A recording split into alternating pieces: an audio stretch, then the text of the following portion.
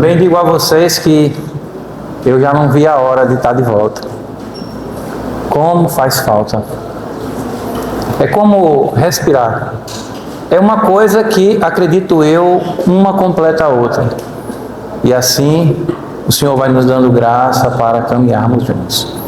Comentei com o Alex aqui sobre a percepção notória de uma igreja viva, de uma igreja que tem manifestado de maneira notória um espírito de alegria, um espírito de contentamento e um espírito de crescimento. Mas isso só vem através do contato, da relação com esse Deus, que é o dono dessa igreja. Foi Ele quem colocou essa igreja, é Ele quem sustenta e é Ele quem a sustentará até o dia da volta do seu Filho, assim cremos nós. Meus irmãos, essa semana nós estivemos no Salgado, ontem à noite, falamos um pouco lá sobre como tudo começou. A origem do pecado, falamos um pouco sobre a consciência daqueles que estavam naquele contexto ali responsáveis para guardar através de um pacto conhecido como pacto de obras, mas falharam. Eva falhou e o representante federativo da humanidade, Adão, também falhou. Com isso, deu entrada no mundo a maior de todas as preocupações, ou pelo menos deveria ser para as pessoas, que é o pecado. A definição de pecado define-se da seguinte forma: todo e qualquer ato que se encontra em desconformidade com a lei de Deus. Pecado é tudo aquilo que desagrada ao Senhor. Pecado não é o que você faz apenas de errado, não. Mas quando você negligencia fazer o que é correto, você também está pecando. E o pecado, ele, quando praticado de maneira contínua, ele tem a força e o poder de cada vez mais nos afastar desse Deus. Por isso que a palavra nos chama e nos convoca a viver uma vida de santidade. Pois essa é a vida que o Senhor requisita daqueles que dizem fazer parte do seu povo. Se você faz parte do povo de Deus, é evidente que você obedece e ouve a voz desse Deus. Eu quero convidar vocês para darmos início, o primeiro momento, na igreja nesse ano de 2026, e nós vamos nessa noite meditar e refletir no texto que está em 2 Reis, livro dos Reis, capítulo de número 5, versos de número 1 ao de número 19. Por que eu iniciei a minha fala falando de pecado? O texto dessa noite vai falar de uma enfermidade que ela tinha umas características tais que se iguala um pouco como o pecado, ou assim tem umas conotações muito perto. Porque quem era passivo dessa doença, ao qual nós vamos ver na leitura do texto e no decorrer da exposição, chamada lepra, ele estava condenado a viver excluído e isoladamente do seio social. Ele estava fora do convívio com sua família, ele estava fora do convívio da sociedade de modo geral, ele não podia estar se dispondo a um trabalho, ele não tinha vida mais íntima com sua esposa, nem com os seus filhos, ele estava fadado a viver em um buraco isolado. E hoje nós vamos falar um pouquinho sobre isso, e a compreensão do mesmo, depois de tudo, é que Deus tem misericórdia e se aprove Ele de quem Ele quer se aprover. A palavra do Senhor, guardada para os nossos corações essa noite, nos diz assim: Naamã, comandante do exército do rei da Síria, era grande homem diante do seu Senhor e de muito conceito, porque por ele o Senhor dera a vitória à Síria.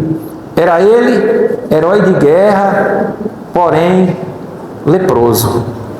Saíram tropas da Síria e da terra de Israel, levando cativo uma menina que ficou ao serviço da mulher de Naamã.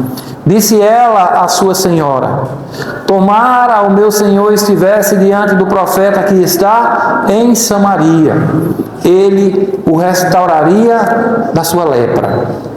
Então foi Naamã e disse ao seu senhor: assim falou a jovem que é da terra de Israel. Respondeu o rei da Síria: vai, anda, e enviarei uma carta ao rei de Israel. Ele partiu e levou consigo 10 talentos de prata, 6.000 siclos de ouro e 10 vestes festivas.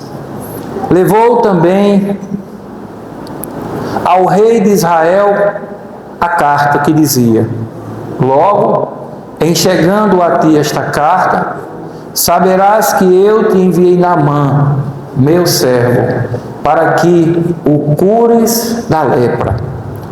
Tendo lido o rei de Israel a carta, rasgou as suas vestes e disse: acaso sou Deus com poder de tirar e dar a vida ou dá-la, para que esse envie a mim um homem para curar de sua lepra? Notai, pois, e vede que procurai um pretexto para romper comigo. Ouvindo, porém, Eliseu, homem de Deus, que o rei de Israel rasgou as suas vestes, mandou dizer ao rei: por que rasgaste as suas vestes? Deixai-o vir a mim, e saberás que há profeta em Israel. Veio, pois, Naamã com os seus cavalos e os seus carros e parou à porta da casa de Eliseu. Então Eliseu lhe mandou um mensageiro dizendo: vai, lava-te 7 vezes no Jordão, e a tua carne será restaurada, e ficarás limpa. Naamã, porém, muito se indignou e se foi, dizendo: pensava eu que ele sairia a ter comigo, por-se-ia de pé, invocaria o nome do Senhor, seu Deus, moveria a mão sobre o lugar da lepra e restauraria o leproso. Não são, porventura, Abaná e Fartá, rios de Damasco, melhor do que todos os rios de Israel? Não poderia eu lavar-me neles e ficar limpo? E voltou-se e se foi com indignação. Então se chegaram a ele os seus oficiais e lhe disseram: meu pai, se houvesse dito o profeta alguma coisa difícil, acaso não a faria? Quanto mais, já que apenas te disse: lava-te e ficarás limpo. Então desceu e mergulhou no Jordão 7 vezes, consoante a palavra do homem de Deus, e a sua carne se tornou como a carne de uma criança, e ficou limpo. Voltou ao homem de Deus, ele e toda a sua comitiva. Veio, pôs-se diante dele e disse: eis que, agora, reconheço que em toda a terra não há Deus, senão em Israel. Agora, pois, te peço, aceite um presente do teu servo. Porém, ele disse: tão certo como vive o Senhor, em cuja presença estou, não o aceitarei. Instou com ele para que o aceitasse, mas ele recusou. Disse Naamã: se não queres, peço que ao teu servo seja dado levar uma carga de terra de 2 mulas, porque nunca mais oferecerás esse teu servo holocausto nem sacrifício a outros deuses, senão ao Senhor. Nisto, perdoe o Senhor ao teu servo, quando o meu senhor entrar na casa de Rimom para ali adorar, e ele se encostar na minha mão, e eu também me tenha de encurvar na casa de Rimom. quanto assim me prostrares na casa de Rimon, nisto perdoe o Senhor ao teu servo. Eliseu lhe disse: vá em paz. Esse texto ele está no que nós conhecemos como AT, ou Antigo Testamento. Faz parte do livro dos Reis, que até então, antes da Septuaginta, era uma obra só. Mas 70 homens foram comissionados para traduzir a Bíblia do hebraico para o grego. E assim acharam melhor trazer essa obra em 2 momentos, deixando bem claro que a forma com que eles transmitiram para nós não trouxe dano algum ao conteúdo que no mesmo estava. E nesse texto, no capítulo 5 da segunda proposta do livro dos Reis, nós temos o registro desse homem que era conhecido por nome de Naamã. O verso inicial, ele nos diz o seguinte: Naamã, comandante do exército do rei da Síria, era grande homem diante do seu senhor e de muito conceito, porque por ele o Senhor dera a vitória à Síria. Era ele herói de guerra, porém leproso. Aqui está o início. O primeiro versículo do texto nos mostra que esse homem Naamã era um homem de autoridade. Ele era um homem que servia, mas servia no alto escalão do exército da Síria. A Síria era um desses povos, desses países que eram inimigos do povo de Israel, assim como foram os babilônios. Então, quando eles iam até o povo de Deus, eles iam para capturá-los e levá-los cativos. Isso era o que esse homem fazia, cumprindo o seu compromisso para com o seu senhor, o rei da Síria, Ben-Hadad II.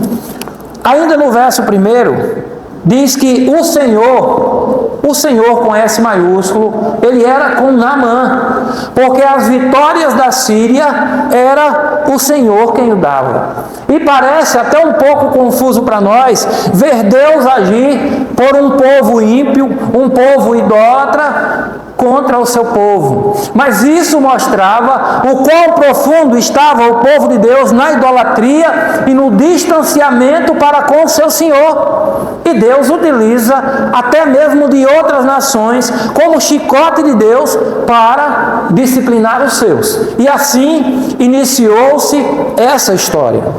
O verso 2 diz que saíram tropas da Síria e da terra de Israel, levando cativo uma menina que ficou ao serviço de Naamã. Agora, nós já começamos a aprofundar um pouco mais na história. Esse homem, quando batalhava as suas guerras, como de costume, eles levavam os despojos, mas também levavam pessoas para servir no seu país. E aqui mostra a história de uma garota, de uma menina. Pela conotação usada, atende-se, e nós podemos entender, que não era uma pessoa de idade elevada, mas era uma pessoa de juventude, era uma pessoa que provavelmente tinha toda uma vida pela frente, mas foi arrancada como a extração de um dente do meio do seu convívio. Ela foi afastada dos seus irmãos, ela foi afastada dos seus pais, ela foi afastada da sua cultura, ela foi talvez até proibida de cultuar o Deus ao qual ela foi apresentada. E ela foi levada tão simplesmente para servir de maneira exclusiva a esposa daquele que a levou como escrava. Normalmente nós talvez alimentássemos uma ideia não de empatia com aquela pessoa, mas nós ficaríamos era com uma repulsa, talvez de querer servir da pior forma possível, não é verdade? mas se afastaram essa jovem de tudo isso que eu anteriormente falei. O texto vai nos mostrar de maneira muito clara que não conseguiram afastar essa jovem do seu Deus. O seu coração continuava confiante no seu Deus, e é como se essa jovem lesse os escritos de Paulo na carta aos Romanos, no capítulo 8, verso 28, quando a palavra diz que todas as coisas cooperam para o bem daqueles que amam a Deus. Parece que essa jovem tinha lido essa passagem.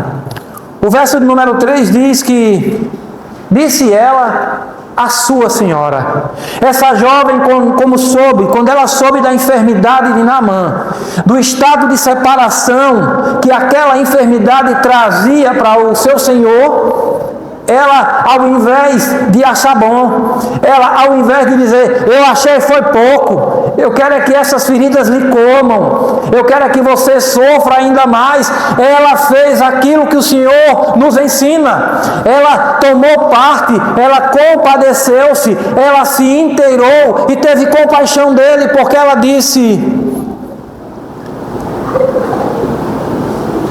tomara o meu Senhor, com S minúsculo, tivesse diante do profeta que está em Samaria. Samaria era a capital do reino do norte.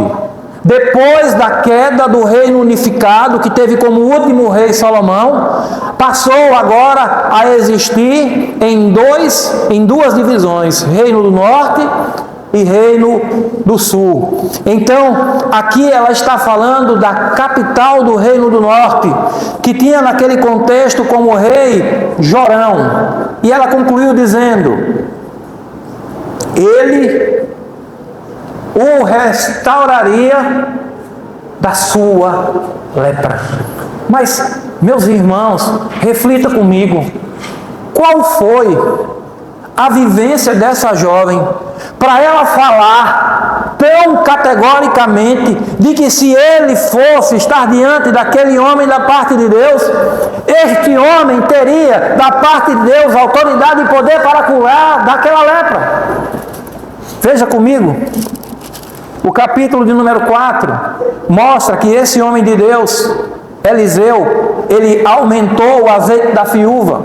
E não somente isso, Eliseu, ele vai até a casa da Sulamita, uma mulher que não tinha filhos, e ele disse que pelo poder de Deus ela teria filho.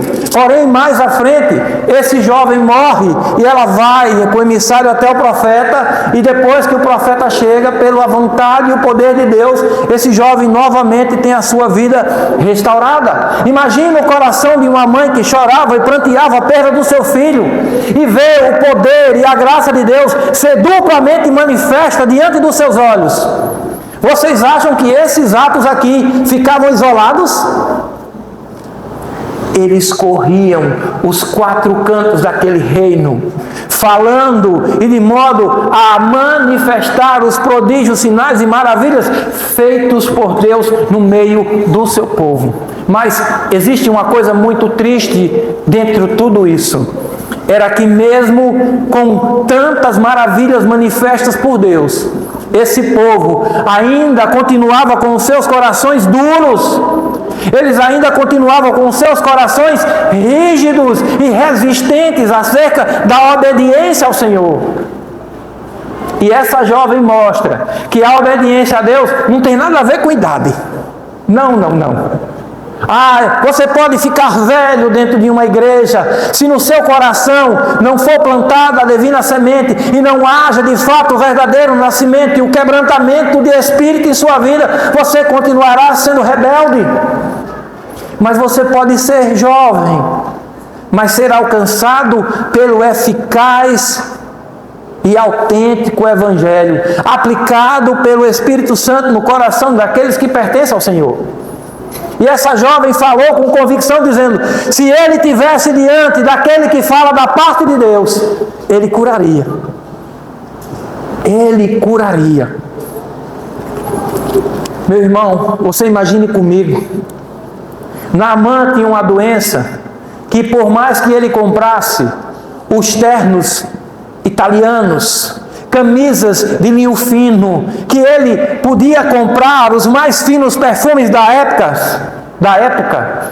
Ele podia comprar tudo isso, mas em pouco instante que ele se vestia, as feridas provenientes daquela lepra, elas tomavam esse tecido, a umedecê-los com aquele sangue podre. Estou sentindo o cheiro? Pois é, o sangue podre fede. E imagine Naamã, às vezes, em ambientes, transmitindo esse mau cheiro. E você sabe que isso promove um pouco de constrangimento na pessoa. Naamã buscava de todas as formas e maneiras algo que solucionasse o seu problema. Qual foi a atitude dele? O que foi que ele tomou como iniciativa diante da palavra daquela jovem? O verso 4 diz que diante da palavra dela, lembre que Naamã era senhor dela, mas agora quem passa a obedecer é ele. Ela disse e ele fez, o verso 4. Então foi Naamã e disse ao seu senhor, aqui é o rei da Síria. Nesse contexto, o rei chamava-se Ben-Hadad II. Naamã, o comandante do exército, vai até ele e diz: assim falou a jovem que é da terra de Israel. Respondeu o rei da Síria: vai, anda, e enviarei uma carta ao rei de Israel. Nessa ocasião, o rei de Israel, ali o reino do norte era Jorão,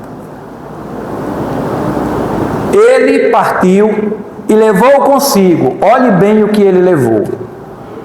Ele levou 10 talentos de prata, 6.000 ciclos de ouro e 10 vestes festivas.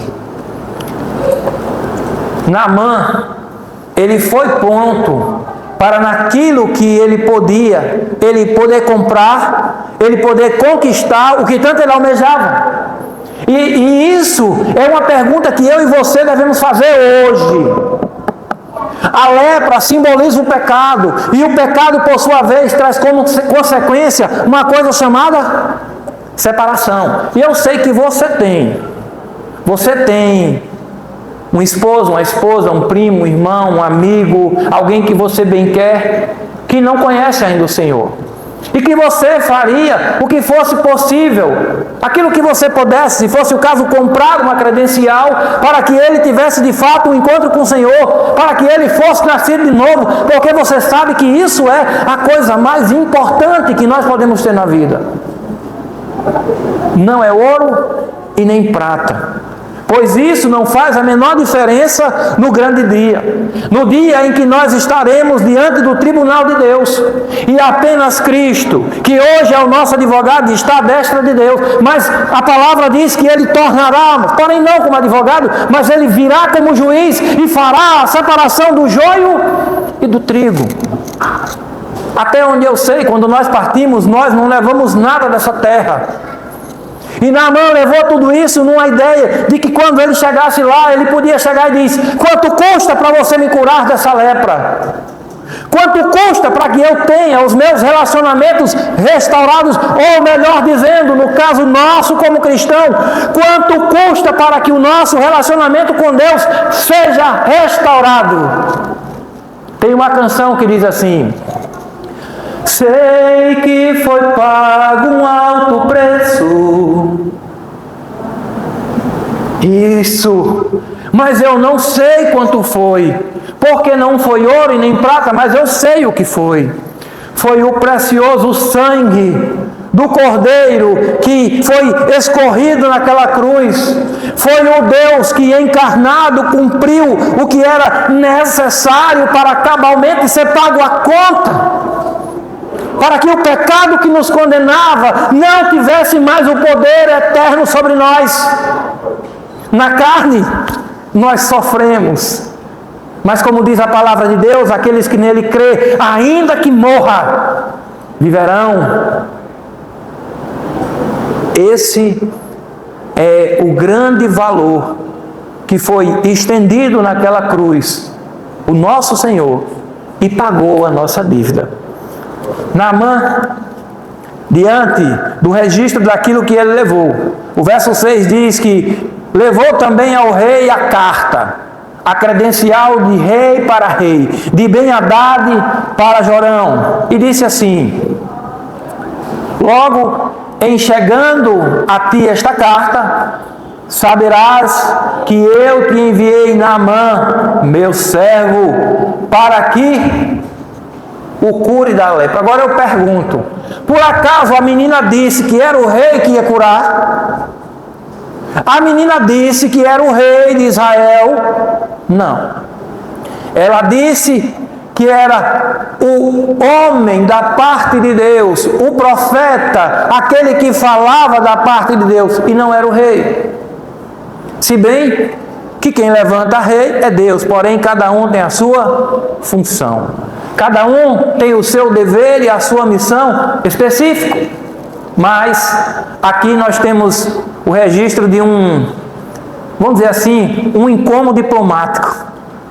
O rei temeu, porque a Síria era um império poderoso, e quando eles botavam a mão, eles levavam. O rei, ao receber, diz que, tendo lido o rei de Israel, verso 7, a carta, rasgou as suas vestes e disse: aqui o rei já está mostrando o seu estado de impotência. Ele está dizendo: eu não tenho como fazer isso, não está no meu alcance, a minha falência chegou, a minha incapacidade, a impotência chegou. Acaso sou Deus com o poder de tirar a vida ou dá-la, para que este envie a mim um homem para que eu o cure da lepra? Notai, pois, e vede que procuram um pretexto para romper comigo. Existia um tratado de paz. Existia um tratado que trazia um pouco de paz naquele momento. Então, o rei daquele contexto pensou logo que aquilo era uma armadilha. Que Naamã estava ali para nada mais, nada menos conseguir um pretexto, porque o rei sabia que ele não tinha a menor condição de fazer o que fora dito pelo rei Ben-Hadad II. E agora, o que fazer? O que é que você faz quando tem algo que está fora do seu alcance? A quem você recorre? Quem você busca? Você é do tipo malabarista, que fica procurando, ou você se curva diante daquele que tem todo o poder sobre o céu e a terra e toda a autoridade? O rei não fez isso, mas aquela situação, como diz o texto em seguida, no verso de número 8, diz que, ouvindo porém, Eliseu tomou conhecimento daquele fato.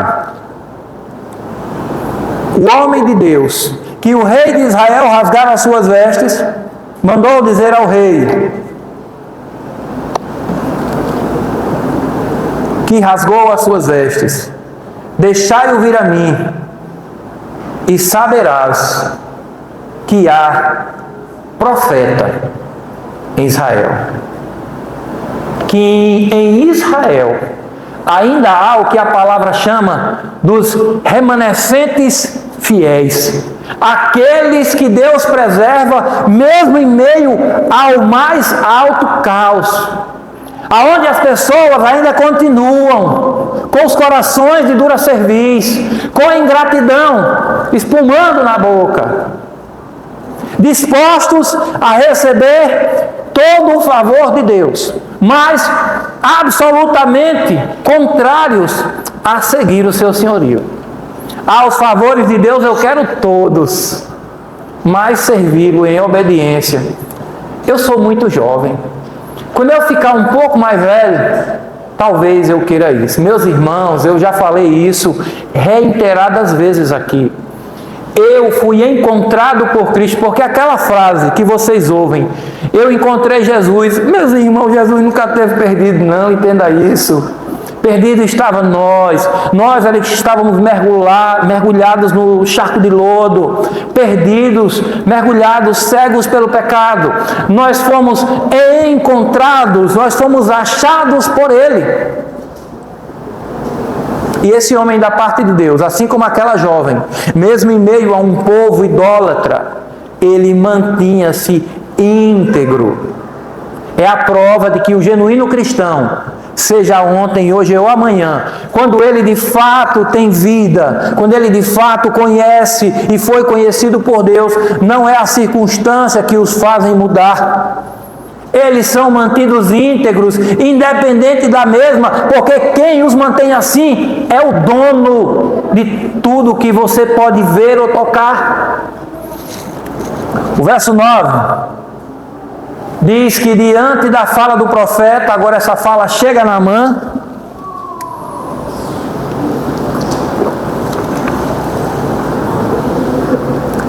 E no verso 9 diz que veio, pois, Naamã com seus cavalos e os seus carros e parou à porta da casa de Eliseu. Nós vamos resumir isso em uma só palavra: comitiva. Ele chegou lá realmente como uma autoridade, talvez para assim ter uma certa influência, ou tentar pressionar aquele homem da parte de Deus a fazer aquilo que ele tanto esperava. Mas, meus irmãos, Eliseu diz, como diria minha avó, deu um tapa sem mão em Naamã. Naamã, um oficial de alto escalão, uma autoridade que foi para lá com cartas da parte do rei Ben-Hadad II. Eliseu, o verso em seguida vai dizer, verso 10, que Eliseu lhe mandou o mensageiro. Eliseu nem saiu para que Naamã visse sua face, dizendo: vai, lava-te 7 vezes no Jordão, e a tua carne será restaurada e ficará limpa. Foram 2 tapas, né? Primeiro, ele não sai nem para olhar para a cara de Naamã. Segundo, mandou ele para um rio que era considerado um rio sujo, um rio impuro. Agora, meus irmãos, o que fazer? Naamã, recebendo tal informação, a reação dele foi a seguinte. Naamã, porém, verso 11, ele se indignou. Ele não ficou chateado, ele ficou profundamente. E se foi dizendo: pensava eu que ele sairia a ter comigo, por-se-ia de pé, invocaria o nome do Senhor, com S maiúsculo, o único Deus vivo e verdadeiro. Seu Deus moveria a mão sobre o lugar da lepra e restauraria o leproso. Parece com alguém que pensa que Deus é seu funcionário, que Deus vai fazer as coisas como e quando você quer. Não é assim, não. Olha, uma das coisas que mais eu gosto, relógio. Gente, eu gosto de relógio. Mas Deus, ele não se submete ao Cronos para fazer o que bem apraz a ele, e nem com quem. Deus, ele está, como diz Gênesis capítulo 1, verso 1, e criou Deus os céus e a terra. Esse versículo mostra que Deus não está sujeito ao Cronos, que Deus é atemporal, que tudo que eu e você estamos sujeitos não faz a menor diferença para Ele. Então Naamã, ele ficou muito indignado com o que foi feito pelo profeta, mas o profeta, ele não faz nada como ele quer. Olha, vá ali no hospital que as meninas vão fazer uma limpeza com soro fisiológico. Não! Ele deve, ontem, hoje e para sempre, apenas falar e informar o que Deus manda. Se Deus mandar exortar a igreja, você deve exortar. Se Deus mandar você conduzir a igreja em uma palavra de bálsamo e refrigério, faça. Não faça segundo sua vontade. Pois Naamã ficou bravo, porque ele queria determinar a forma e como seria feito. Mas, meus irmãos, Deus não faz como você quer e nem no seu tempo. Naamã não sabia disso. E ele ficou muito chateado e descreveu, como o texto mostra, como ele pensou que seria. Parece até um filme, né? 300. Leônidas e os 300. Não, meu irmão, não é assim não. Quem escreve a história é ele. Eu e você, pela graça e misericórdia dele, podemos tomar parte nela. Mas nós não escrevemos a história. O verso seguinte diz, verso 12. Ele diz: não são porventura Abaná e Fartá, rios de Damasco. Damasco era a capital da Síria, melhores do que todas as águas de Israel? Não poderia eu lavar-me neles e ficar limpo? E voltou-se e se foi indignado. Olha a audácia de querer dizer qual era. Parece até uns pacientes que eu conheço, que os médicos passam uma determinada medicação e a forma com que ela deve ser ministrada e a pessoa adota logo outra. E aí depois não sabe porque as consequências de determinados atos. Ele queria dizer que a ação de Deus estaria condicionada a rios que aos meus olhos parecem limpos. Se Deus precisa de circunstância para fazer aquilo que apraz a Ele, meu irmão, Deus não precisa mudar você de lugar para fazer aquilo que Ele quer, não. Ele transforma a sua vida na prisão. Ele salva a sua vida, como diz o Salmo 23. Ainda que eu ande pelo vale da sombra da morte, eu não temerei. O salmista diz a razão: é porque tu, Senhor, estás comigo. Não é a circunstância, como está em Lucas capítulo 5, quando Pedro conheceu a sua falência no momento da sua pesca. Imagina o sorriso de Pedro de manhã. O sorriso de Pedro, e os meninos: pai, tem comida? Pai, tem peixe hoje? E Pedro: tem não, meu filho. Hoje nós não teremos o alimento. Imagina os seus companheiros. E o Senhor, em pessoa, o Verbo encarnado, naquele lugar, utiliza-se dos serviços de Pedro para ensinar, e depois, no mesmo lugar, em hora imprópria, ele diz: lance a rede para pescar. Menino, foi tanto peixe que ambos significa plural de mais de um. Ambos os barcos se encheram a ponto de quase irem ao naufragar. Esse é Deus.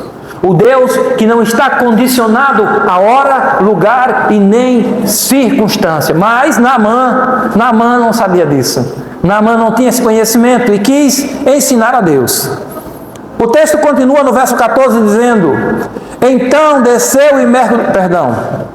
Verso 13. Então se chegaram a ele os seus oficiais e lhe disseram: Naamã tem agora da parte de Deus mais uma oportunidade através desses homens que são instrumentos, são oficiais subordinados a Naamã. Porém você vai ver que Naamã tinha um tratamento muito amoroso com eles, porque o texto segue dizendo assim: meu pai.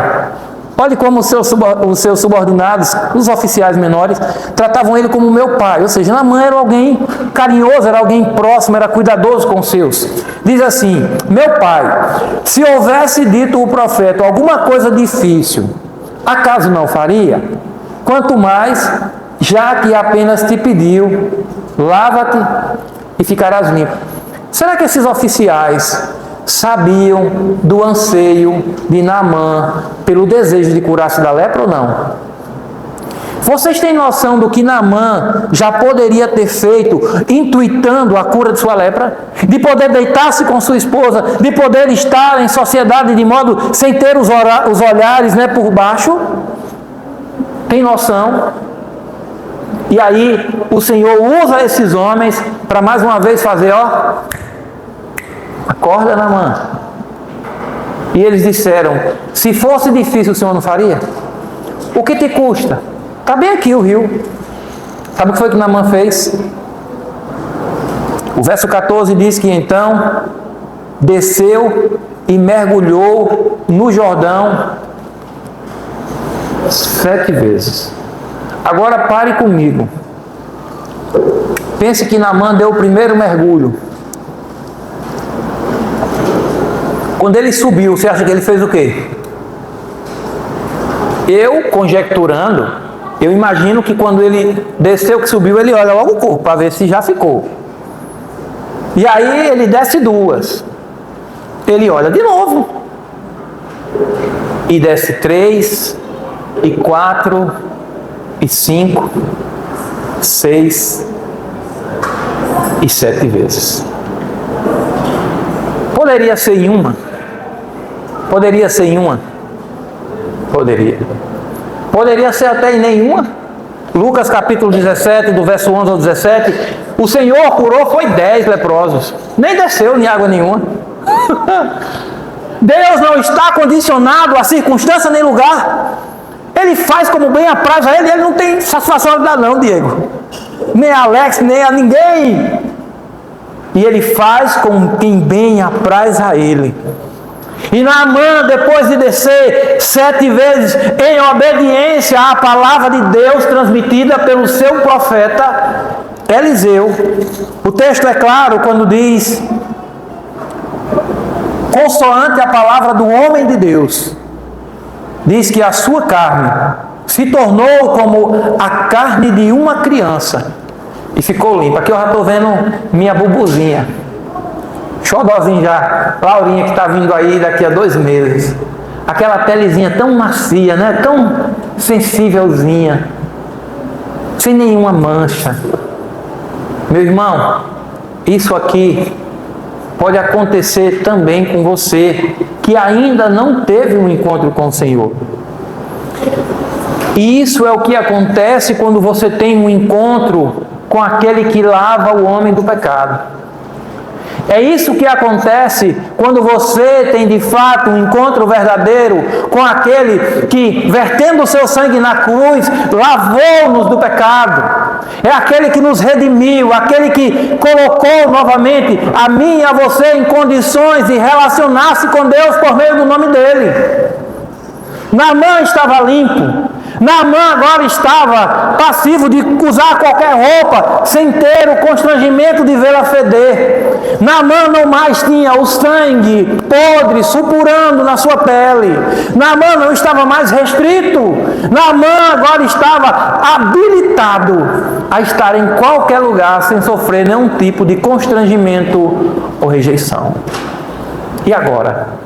Qual é a atitude de Naamã? O que é que ele deve fazer? E Naamã pensou, eu vou pagar.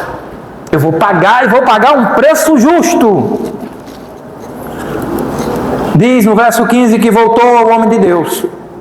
Ele e toda a sua comitiva. Imagine como iam os subordinados de Naamã. A alegria que eles não iam com o seu comandante restaurado. O que é que agora estava habitando o coração desses homens? Rapaz, esse negócio aí foi diferente demais. Como pode isso? Eu quero também entender isso. O texto diz que veio, pôs-se diante dele e disse: eis que agora reconheço em toda a terra não há Deus senão em Israel. Agora, pois, te peço, aceite um presente do teu servo. Meu irmão, eu me lembro quando eu estive na casa de um amigo, uns 2 anos que eu não via, e ele tem extração de esmeralda em um local chamado Serra da Carnaíba. E 2 anos sem ver aquele rapaz. Até que eu vi o filho dele no G. Barbosa e perguntei pelo pai. E ele disse: pai está aqui em Juazeiro, Adriano. Eu falei: meu irmão, eu preciso ver o seu pai. Ó, ele está naquela casa lá próximo ao NEB. Falei: pois avise a ele que eu estou indo lá. E quando eu cheguei, ele me abraçou e disse: meu amigo. Eu falei: meu irmão, eu não estou aqui na qualidade de seu amigo, não. Eu vim aqui para lhe falar algo. Pegue sua Bíblia Abra em Marcos capítulo 13.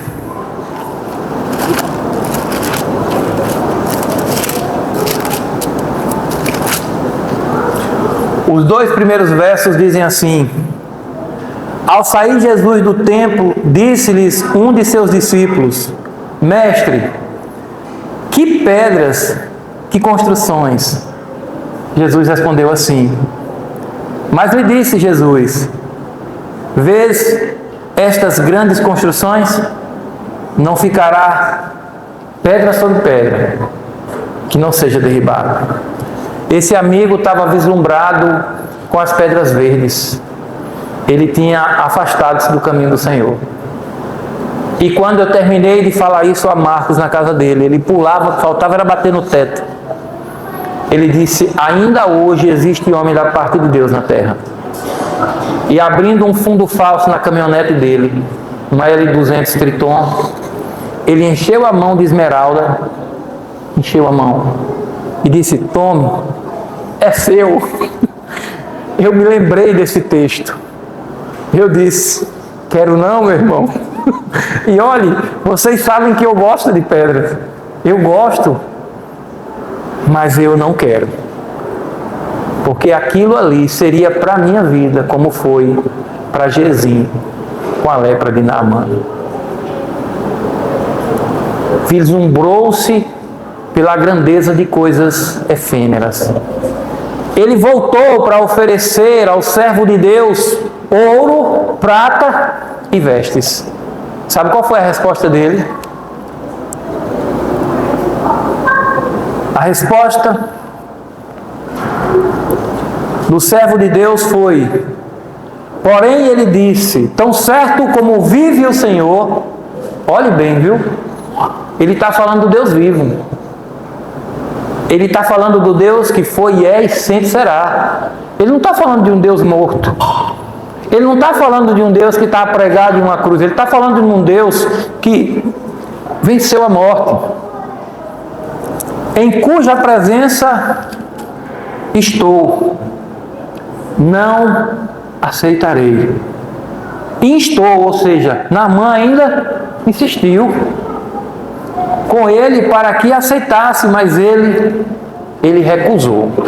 Se você olhar um pouco mais à frente, dos versos 25 a 27, vai estar registrado sobre o momento em que Gezim, o seu auxiliar, escondido, sai para dizer a Naamã de modo mentiroso que o seu senhor tinha pedido isso e aquilo. E quando ele chega, o profeta de Deus, Eliseu, diz que em espírito ele estava lá. E que assim como ele pegou aqueles bens, agora ele estava com a lepra de Naamã.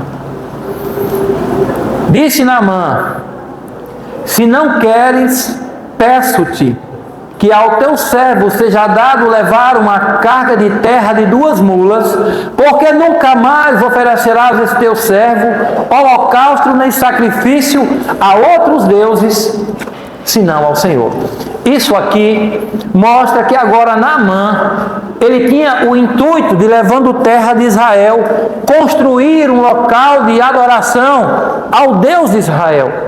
Ele não mais tinha o seu coração curvado diante dos reis da Síria, ou dos deuses da Síria.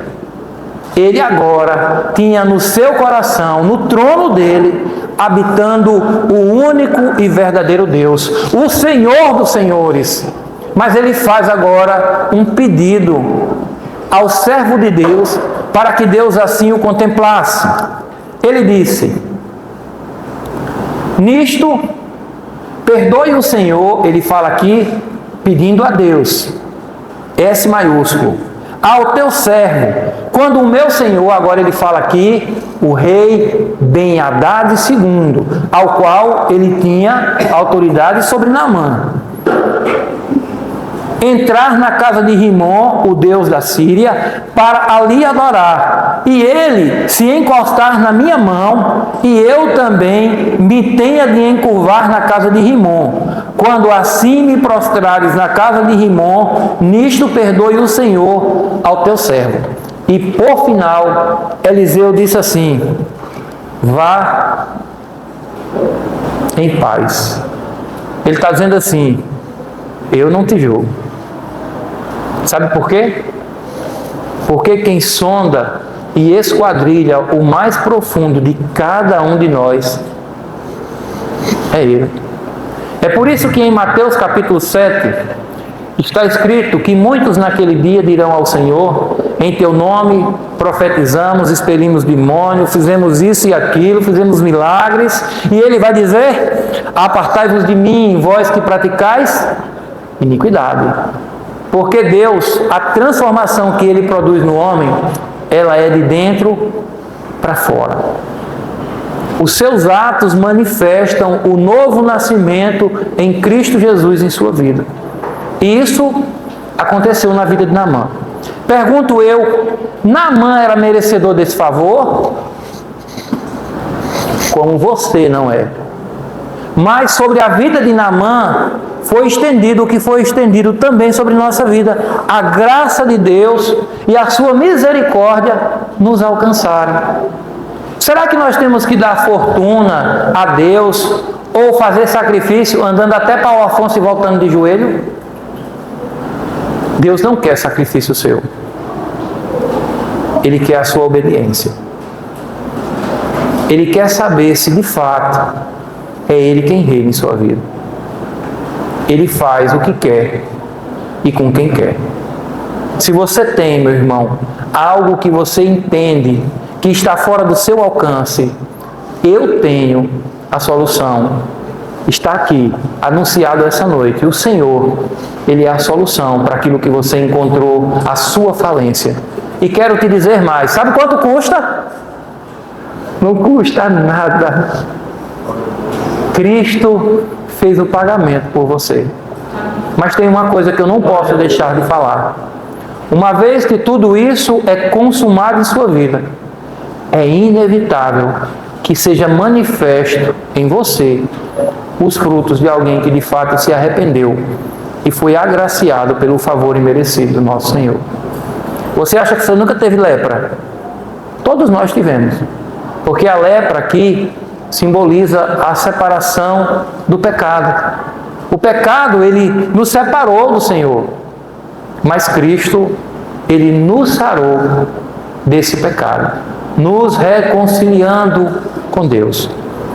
Se você, meu irmão, nessa noite, foi agraciado por esse ímpar favor de compreender a mensagem do resgate pelo Evangelho e ainda não teve a oportunidade de, diante do povo, externizar a sua confiança em Deus, ponha-se de pé, que nós oraremos por você.